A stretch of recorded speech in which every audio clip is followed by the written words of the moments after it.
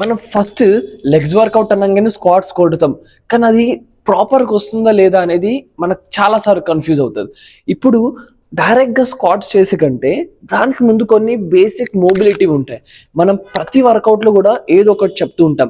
మనం pull-ups video చూసినా, push-ups video చూసినా మీకు అర్థమైపోతుంది.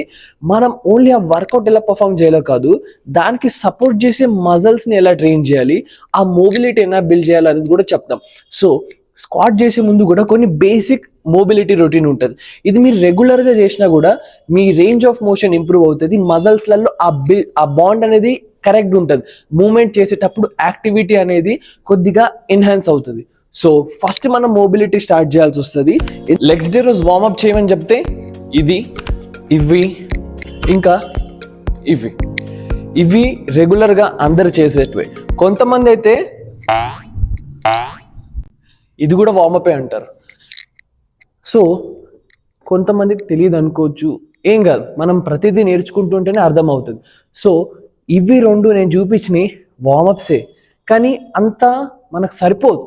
సో అవేం చేయాలంటే, మీరు వార్మప్ అనగానే అప్పర్ బాడీ వార్మప్ మంచిగా చేస్తారు కానీ లోవర్ బాడీకి మర్చిపోతారు.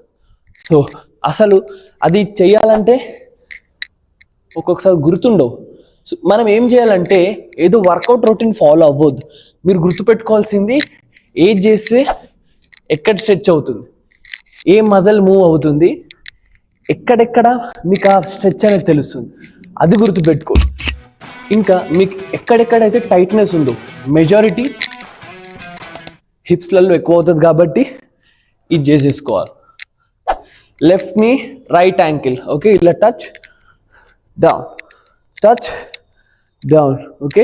ఇది అయిపోయిన తర్వాత లెగ్స్ క్లోజ్ చేసేసుకొని బటర్ఫ్లై స్ట్రెచింగ్స్ చేయాలి. దీంట్లో మనకి ఇన్వాల్వ్ అయ్యే మజిల్స్ ఏవి, ఇన్నర్ థైస్ అవుతాయి, ఇంకా అడాక్టర్స్ అంటే మనకు లెగ్స్ని ఇట్లా దగ్గరికి దూరం చేసే మజిల్స్ ఉంటాయి చూడు, అవి అడాక్టర్స్ మజిల్. ఇలా ఫ్రంట్ బ్యాక్ చేస్తుంటే మనకు ఇన్వాల్వ్ అయ్యే మజిల్స్ హిప్ ఫ్లెక్సర్స్. ఎందుకంటే లెగ్ అనేది మనం ముందుకు వస్తుంది, హిప్ అనేది ఫ్లెక్షన్ అవుతుంది ముందుకు, కాబట్టి ఇక్కడున్న మజిల్స్ అనేటివి హిప్ ఫ్లెక్సర్స్.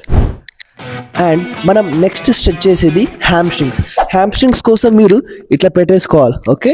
లెగ్స్ ఇలా స్ట్రైట్గా పెట్టుకొని, ఓకే, నీస్ బెండ్ చేసేసుకోవాలి ముందుకు, ఓకే. నీస్ ముందుకు బెండ్ చేసి పుష్, నీస్ ముందుకు బెండ్ చేసి పుష్, ఓకే. ఇలా మీరు చేస్తుంటే మీకు ఇక్కడ ఆ బర్నింగ్ సెన్సేషన్ తెలుస్తుంది అనమాట. ఇక్కడ నుంచి మొత్తం అట్లా లాగినట్టు అవుతుంది, ఇంపార్టెంట్ చాలా, ఓకే. ఇంకోటి నెక్స్ట్ వచ్చేసి మీరు చేయాల్సింది నీస్.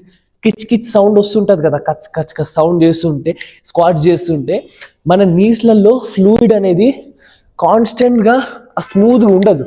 మనం ఇట్లా కూర్చొని ఉండిపోయేసరికి ఒక టెంపరీగా అక్కడ బ్లడ్ సర్క్యులేషన్ తగ్గుతుంది, అప్పుడు అది కొద్దిగా థిక్గా అయిపోతుంది. అది సడన్గా ఇట్లా చేయగానే నాకు కూడా వచ్చింది.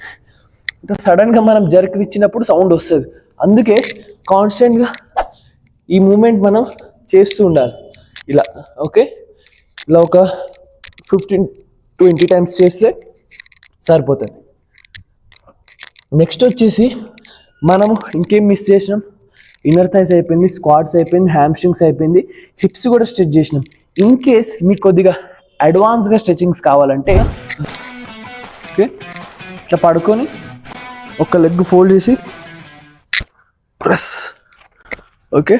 లెఫ్ట్ లెగ్ తీసుకొని రైట్ హ్యాండ్తో పట్టుకొని డౌన్కి పుష్ చేయాలి ఇట్లా, ఓకే. ఇట్లా వెనకాల మీ స్పైనల్లో కూడా ఏమన్నా సౌండ్స్ వస్తుంటే తగ్గిపోతాయి, ఆ స్టిఫ్నెస్ అనేది తగ్గుతుంది. ఇంకా మీకు ఇక అతిగా చేయాలనుకుంటే కొన్ని సైడ్ స్క్వాట్స్ కొట్టండి ఇట్లా. మీరు ఏది చేసినా దానికి ఒక ప్యాటర్న్ పెట్టుకోండి.